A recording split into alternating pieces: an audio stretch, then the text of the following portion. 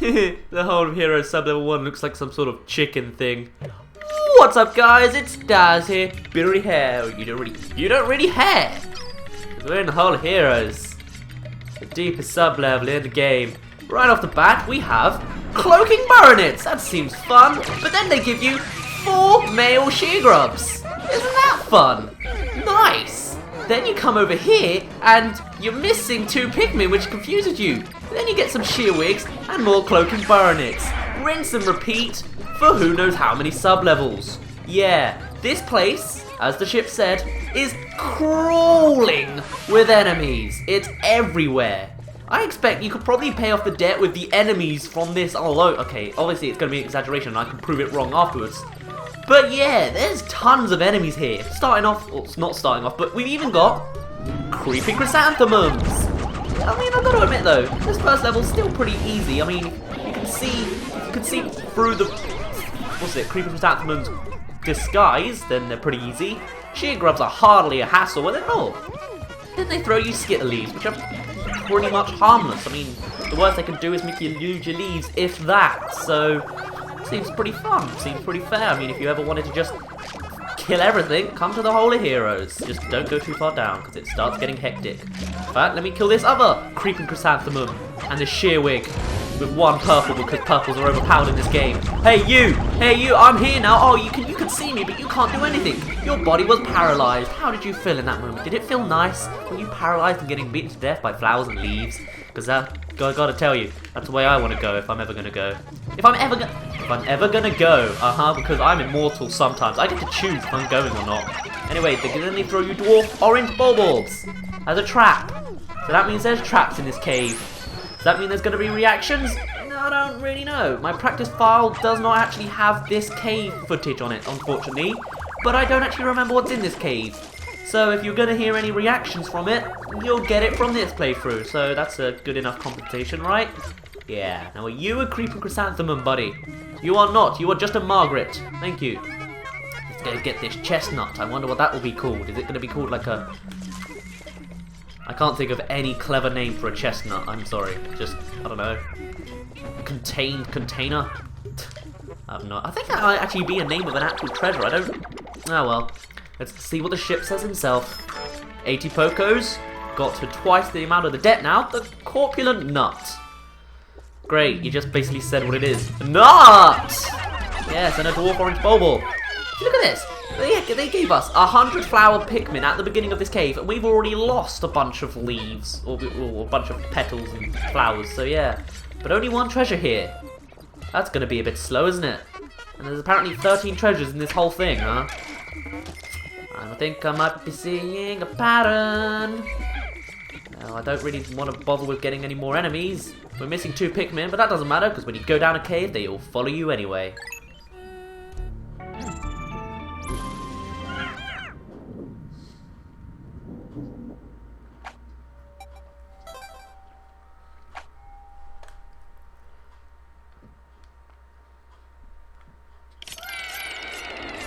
Hey, I thought we were outside in sunny Gardenland. Why are we suddenly in Dirt Antville? What? Oh no! Careening dirigibugs and a antenna beetle making my treasure gate go flat and a bumbling snitch bug. Is there anything else I should worry about? Anode beetles, swooping snitch bugs. This is just Flappy Wings This is Flappy Wings level. That's literally what this is. This is Flappy Ants. This is Flappy Bird. Seriously, you got Flappy Antenna Beetle, you got Flappy Bumbling Snitch Bug. I guess the green dirigibugs aren't really flappy, they're just being held up by balloons.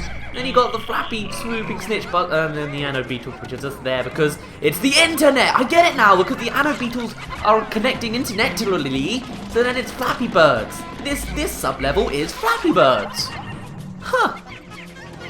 I guess Nintendo predicted Flappy Birds 10 years in the future. Not bad. You still can't tell where the treasure is. Oh, no, you can. The antenna beetle's dead, so it's got to be right around under the ground here. That's why we need white. It's a shame we've only got 17, but still. And these gates are going down well too quickly. Do you think we're really going to lose that many in this sub-level? Really? Okay, I understand now. You give it a... White, no. I only have 17 of you. Thank you. I only have 17 of you. I really can't afford to lose any more. Now that I think about it, I probably should have bought... I probably should have bought more Pikmin, but no, I shouldn't. Ooh, jewelry. You know what? I'm suddenly perfectly fine with coming down to the Holy Heroes with a bajillion and one enemies. I really am. Let's open the way to the cave, and we could just leave with that, because I assume this is the only treasure on this sub-level. I've got some green and Dorini bugs that I want to deal with. I need to get some revenge. But first, 60 Pokos, it's the essence of true love. And by love, they mean hatred for green Dorini bugs. Gotta say though, I love the names of these enemies. Like, I don't know who came up with them, but they're genius. Careening Dorigi bugs. These all sound like mythical creatures. They just sound really cool. Love it. You know what? I probably shouldn't bring out all my Pikmin if there's anode beetles here. I think I'll just bring out my yellows. Where are they? There they are. Yay. Let's go forth. Hello, Korean Dorigi Bug. Are you trying to get out of Bomb Rock? Oh, you succeeded. That's a shame. But now that I've thrown you and now that I've hit you, well, you had a Bomb Rock. You'll throw it far away and you can't kill any of my Pikmin. How do you feel? You don't feel very much because you're a heartless little thingamajiggy. Boom! You're down. I think I might have had a little bit too much energy drink because I'm suddenly really agity and jiggly. Agity and jiggity. You know what I mean? Yeah. Okay, Korean Dorigi Bug, you're down, and I'm actually suddenly gotten really bored of this. Let's just go back to the cave. Left to the right, go to the left, and then go to the right. It's very zigzaggy. Thank you, random generator of dungeons and caves.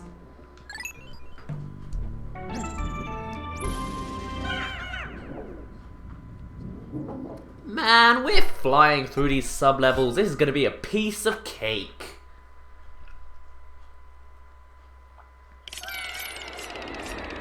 Oh, well, at least we're still in Anvil Land. It's sort of staying a bit more consistent. That's nice, at least. Oh, I didn't see that in the cutscene. That wasn't there before. Don't lie to me, game. Freaking withery blowhog.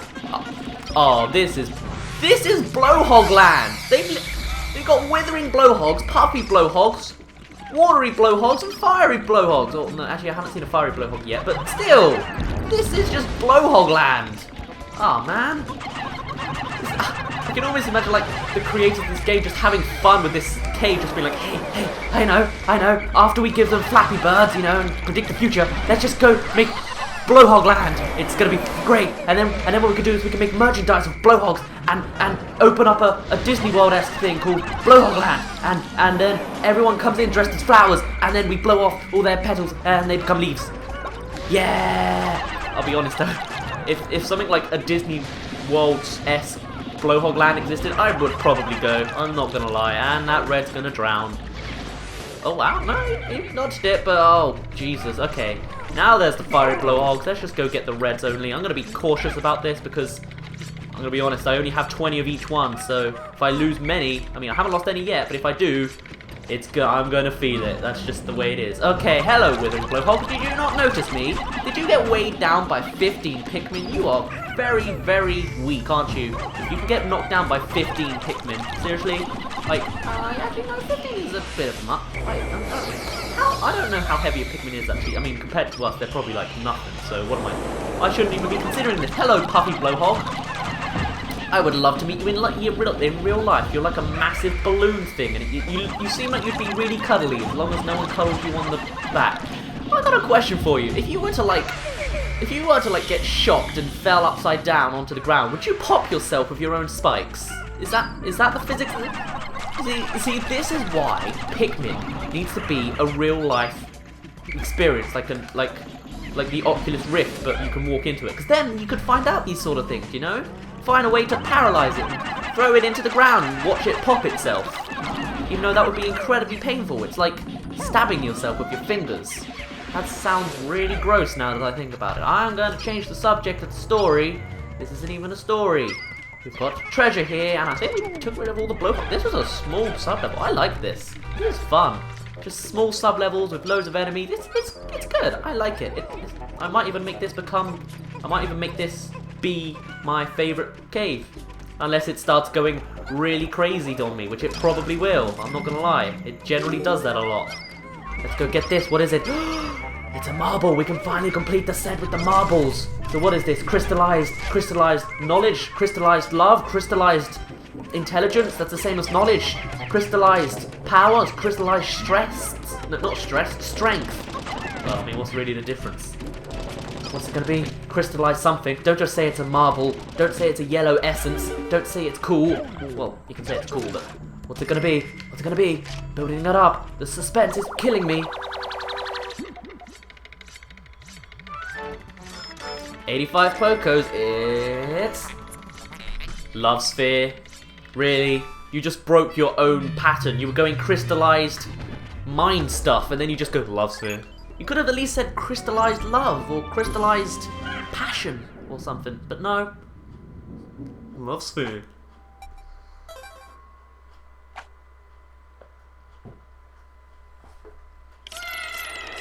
Oh, what? Oh, I remember this cave now. Aha! Right. So, you know how there's loads of enemies?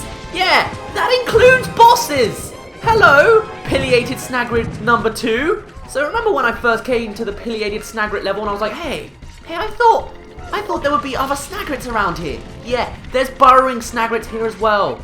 And as you can see here, sand moves. And that means, how did you come? You went away in the center. I saw that. Don't lie to me. Don't lie to me. But yeah, the sand moves. You get sucked in the middle and there's no nectar here. I can't even get them all powered up. Okay, fine. You want to fight, buddy? Well, I'll give you a fight. This is hard to do when I'm going down a slope. Hold on, hold on, hold on. Where is your head? I can't find it. I can't reach it. I've already lost 3 Pikmin to you, but I always do if you're kind. Snagrits, I always lose 3. Okay, Pikmin, please get out of the middle, because that's just a weak spot for you. Okay, hey, yeah, go away again. So, I didn't really get to show this last time with the Pileated Snagrit, but it can pretty much go anywhere in the arena, just because it jumps. You know, it has a foot. It likes to jump, even though it obviously likes also, like, face planting, well not face, what is that? Perfect diving into the sand. It also can just jump away, so you try running away, and unless you go really far away or out of its boundaries, it will find you, and it will try to kill you. It's already killed 6 of my Pikmin, but thankfully it only kills 3 at a time, and if you use purples, it won't keep it stunned for long, but it keeps it in a state of frozenness for a moment at least. And look at that, I've nearly lost all of my leaves now. Come on. Get out. Unfortunately, you have to kill this guy as well, just because he's the one with the treasure. The treasure gauge is going crazy. Thankfully, the treasure gauge sort of softens itself when you're in a battle, so then you don't actually have to have that bleeding sound all the time, like when you're low on health in Zelda. Anyway, 1 health point left, and I love his death animation though, the way his body explodes and then his head like goes flying up, and okay, let's get this treasure. Snagrits around here any chance? No? Huh. Maybe I was just completely... Wait. No, there it is! I thought I could hear the music still playing. Hello, Snagrit. You're not quite in the boundary. Actually, if you were on the moving sand, surely that means that you would move as well, right? I'm not going to question it. Anyway, 1,000 Pokos. This and 3 Doomsday apparatuses would pay off the debt. Lustrous Element. Why don't we just come here first? You know? That would have been good. Does that mean Louis would have gotten lost in, like, the Valley of Repose or something? That'd be interesting. And then you'd have to, like... Oh, God. Then you'd find him, like, with the...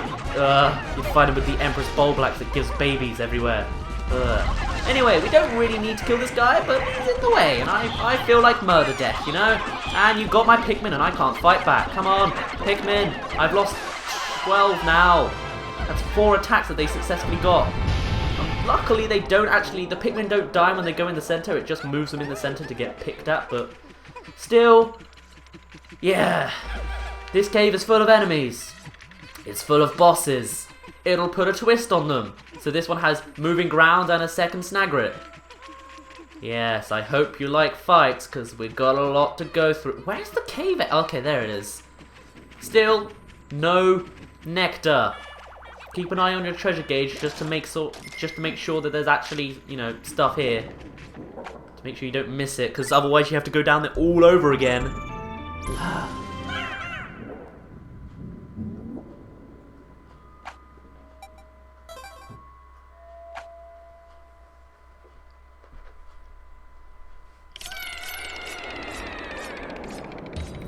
this is the same asset from the submerged castle.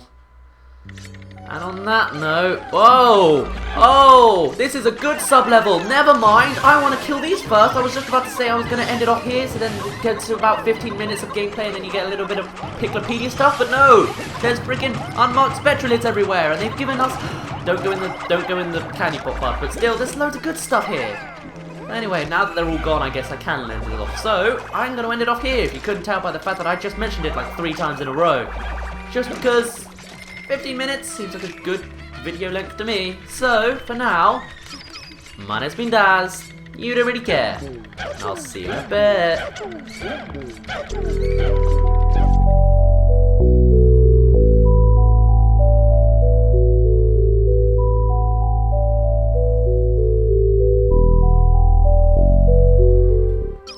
Corpulent nut.